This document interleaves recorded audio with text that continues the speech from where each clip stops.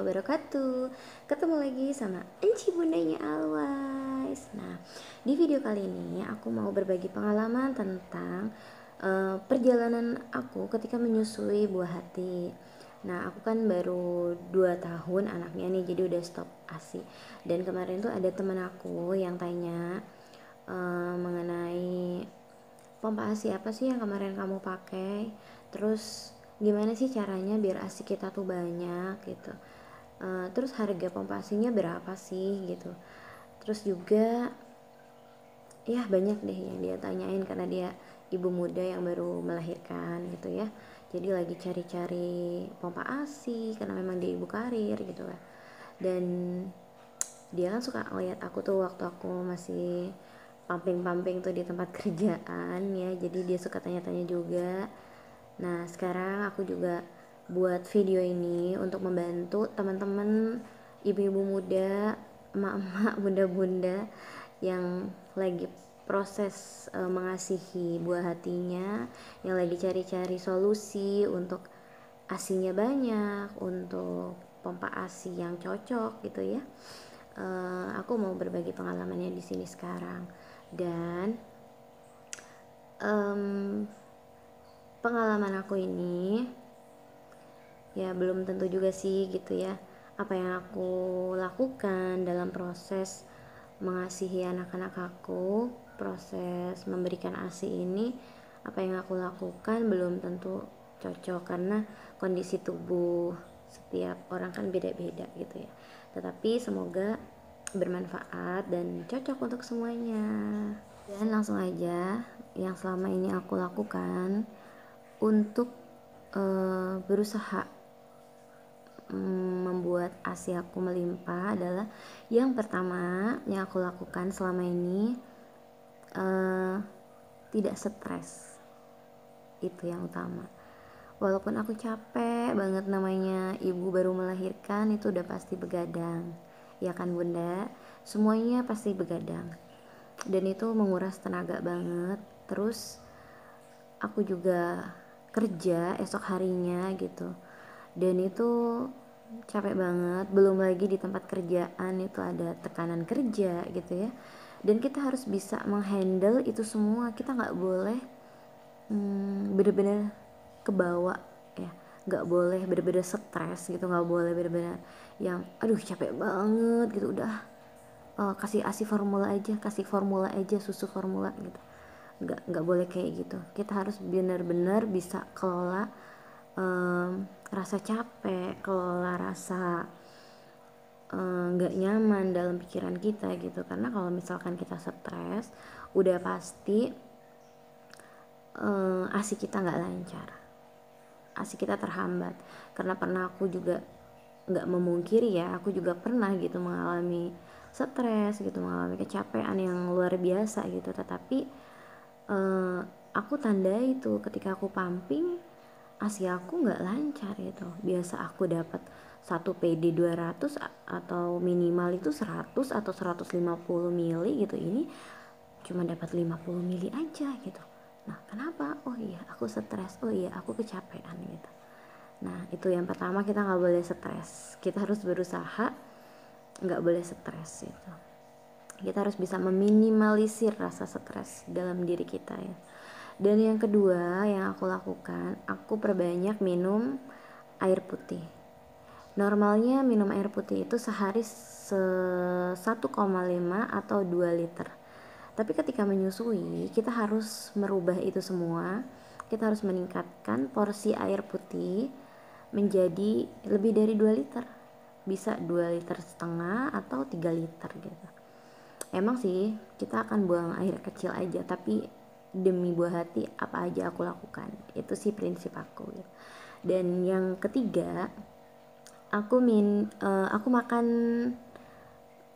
sayur-sayuran. Aku makan sayur-sayuran, terutama sayur bening yang dimasaknya berkuah gitu ya, karena di dalamnya kan ada kandungan air putihnya ya, dan itu memang manfaat banget gitu. Aku ngerasa benar-benar ngebantu produksi ASI aku tambah banyak gitu. Kemudian sayurnya apa aja yang bisa meningkatkan itu? Ya apa aja sih gitu. setiap sayuran kan punya kandungan gizi tersendiri ya gitu. Tetapi karena aku ngikutin anjuran dari orang tua juga, jadi aku makan sayurnya itu sayur katuk, sayur kelor ya, daun kelor itu.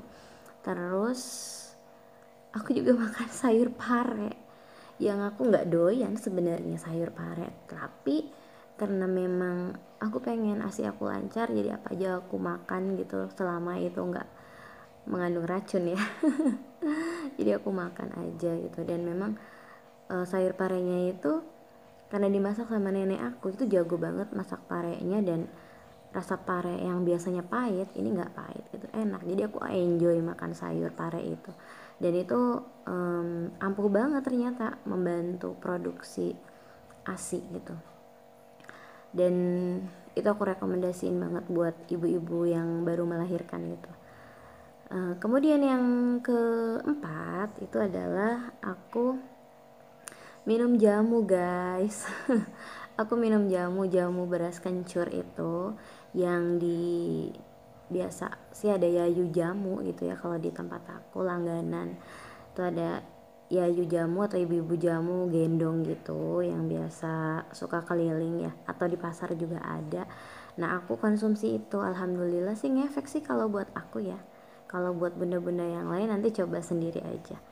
Aku merasa cocok sih di aku, meningkatkan daya tahan tubuh juga gitu utamanya ya, karena memang kan ibu menyusui itu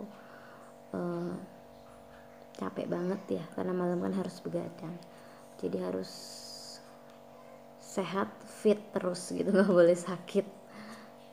Dan selanjutnya aku juga minum pil yang dianjurkan oleh teman aku, direkomendasiin sama teman aku yang dia seorang bidan dan dia juga konsumsi ketika menyusui anaknya, yaitu Moloko B12 kalau nggak salah. Aku udah nggak ada stok soalnya sekarang, karena memang aku udah stop ASI anakku ya.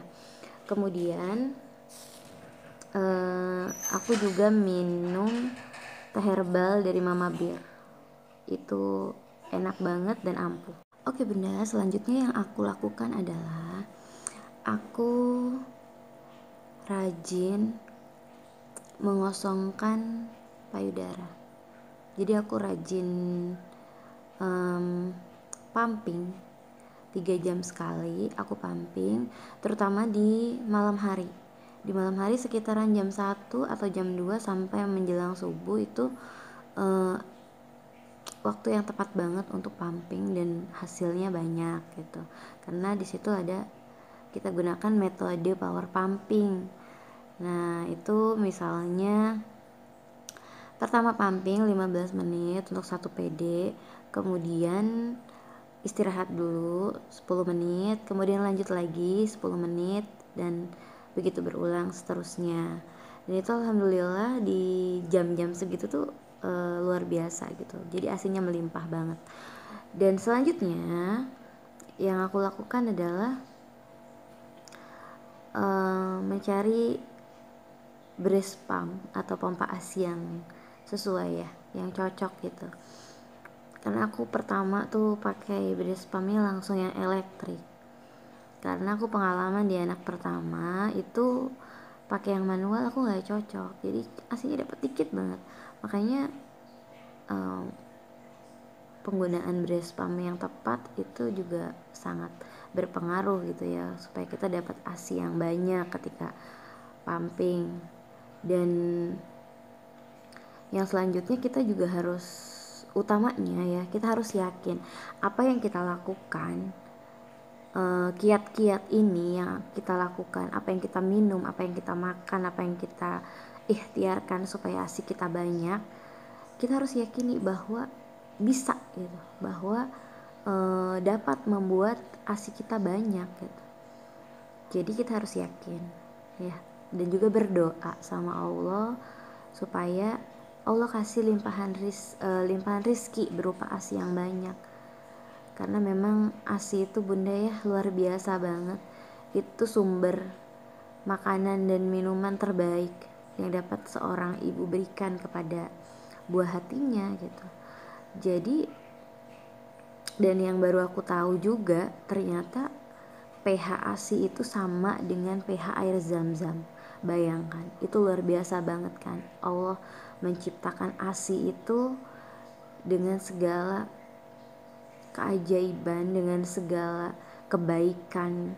Jadi kita sebagai ibu wajib banget ya kasih itu, karena itu yang terbaik buat bayi kita. Ya bunda, itu aja sih yang aku lakuin selama aku proses menyusui. Dan sekarang aku udah stop ASI. Jadi anak aku udah aku sapih karena udah 2 tahun. So semoga video ini bermanfaat. Semoga bunda bisa mencoba apa yang aku lakukan dan berhasil. Semoga kita bisa menjadi ibu yang memang bisa memberikan yang terbaik untuk anak kita melalui ASI. Oke, sampai jumpa di video berikutnya. Yang kemarin temen aku ada yang tanya tentang pompa ASI apa sih yang kamu pakai, terus harganya berapa, nanti aku buat di video berikutnya. Terima kasih sudah menonton video aku, semoga bermanfaat. Assalamualaikum warahmatullahi wabarakatuh.